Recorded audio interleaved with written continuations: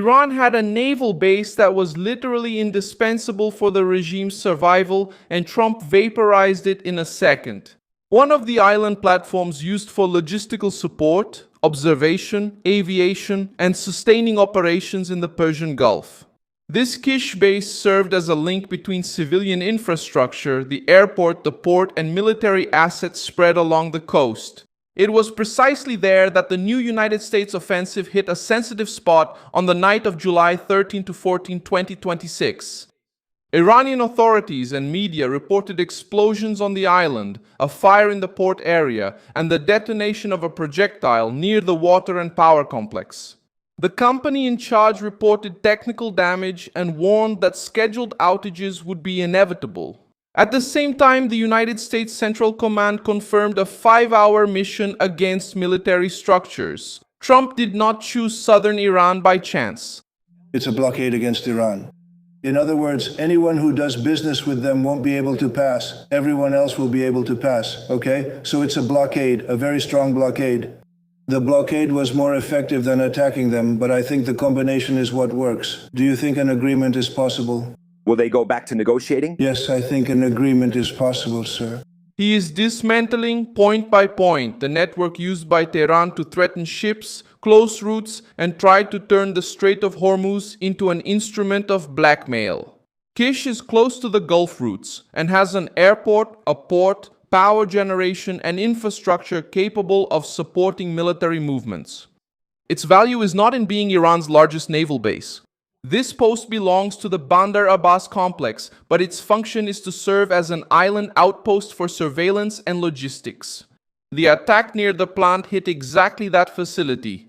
Without stable power, water, and communications, any military position loses momentum, mobility, and the ability to sustain operations. Components of the unit were damaged, and the population was warned about temporary outages. This already shows that the offensive has reached infrastructure that sustains both civilian life and the regime's strategic presence. The heaviest blow against the naval infrastructure also occurred in Bandar Abbas, the main Iranian naval center. Images released by the Central Command and distributed by Reuters showed the result of a strike by a maritime attack drone against a facility linked to submarines and vessel maintenance. Authorities from Kish Island reported that 7 American projectiles hit the island, including an area near the main water and power complex. Engineers are assessing the damage, and temporary power outages are scheduled. In Washington's view, Tehran was testing how far it could control the passage of ships without facing a direct response. We destroyed their army. We attacked heavily. We had an agreement recently. It was settled. Then they broke the agreement as soon as they found out something they didn't like. They think differently. And we will not tolerate that. We will simply move forward. We will attack them tonight. We will eliminate all their capability for anything related to the Strait of Hormuz. And I think in the end we will end up losing control of all this. And what they are doing is very foolish, very stupid, and they have treated people horribly. They have already killed 52,000 protesters so far. From what we can determine, it may be even more than that. But 52,000 protesters have been killed, and it's really a terrible situation. We will get this under control very quickly. Trump stated that the American attacks were focused on the capabilities related to the Strait, but he left open the possibility of an agreement. The Secretary of Defense, Pat Ragsad, reacted even more strongly by stating that Iran made a bad choice and would now pay for it. Tehran responded with new threats and insisted that no negotiations would move forward without mutual fulfillment of commitments.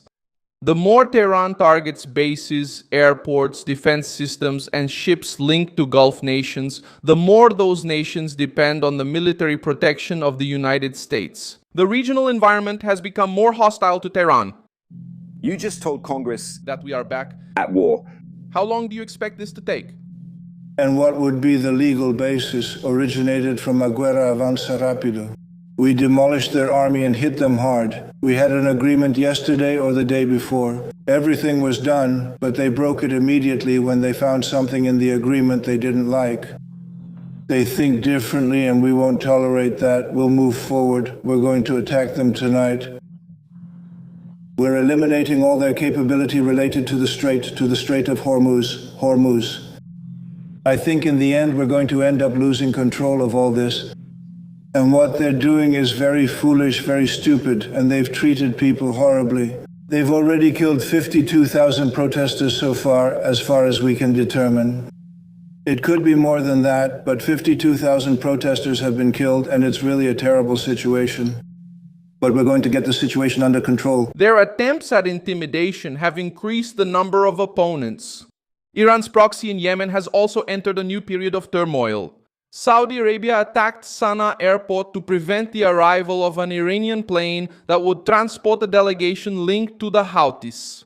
The group responded by launching missiles and drones against Saudi territory, breaking years of relative calm. This new confrontation puts pressure on one of the last armed forces aligned with Tehran outside Iranian territory. While Iran needs to defend its islands, radars, ports, and bases, it also sees the Houthis facing Saudi Arabia again. The attempt to expand the war to put pressure on Washington could open yet another front that Tehran does not have the resources to sustain safely. That's when Kargh Island again becomes a central pressure point. Trump has already publicly stated that his preference would be to take the island, which was responsible for about 90% of Iran's oil exports before the war. The United States attacked military targets on Kargh in the previous months, but avoided destroying the oil infrastructure. The calculation is clear: to maintain the threat over the regime's largest export point without immediately provoking the destruction of the energy source that supplies international markets. A ground occupation would expand the war and put American troops at constant risk. But the simple fact that Trump keeps this option on the table increases the pressure on Tehran. Kish represents military support in the south. Bandar Abbas is the naval hub. Kargh sustains the oil revenue. Trump also reinstated the blockade against Iranian ports. So these images here are said to be from 10 full in Iran. And look at the size of this explosion. Absolutely gigantic. At minimum, I think this is a 5,000-pound bunker buster bomb being dropped. Those secondary explosions tell me several different things. Ammunition depot, Shahed drone depot, ballistic missile depot, potentially with rocket propellant catching fire.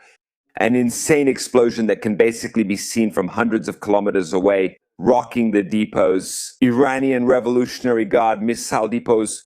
And these images are also breaking news coming from CENTCOM, absolutely devastating Iran, taking the gloves off against their ballistic missiles.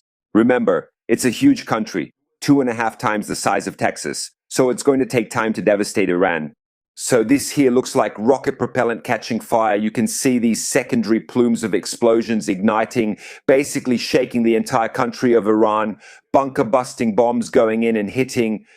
Next, he abandoned the proposal to charge a fee of 20 on cargoes passing through the strait and announced that he would seek trade and investment agreements with the Gulf nations. The change did not end the offensive. Ships linked to Iran remain subject to the blockade, while American forces continue to keep more than 50,000 troops stationed in the region. The Iranian regime now needs to choose between continuing to attack maritime traffic and losing more radars, boats, depots, and coastal positions, or accept negotiations without the control it tried to impose over Hormuz. Each new night of attacks reduces Tehran's room to maneuver and brings the war closer to the points that sustain its military and economic power. Thank you very much for watching this video until the end. Support our project and contribute financially through the Pix key that appears on your screen. We are an independent channel, focused on keeping you informed with the truth. Your contribution helps us keep going.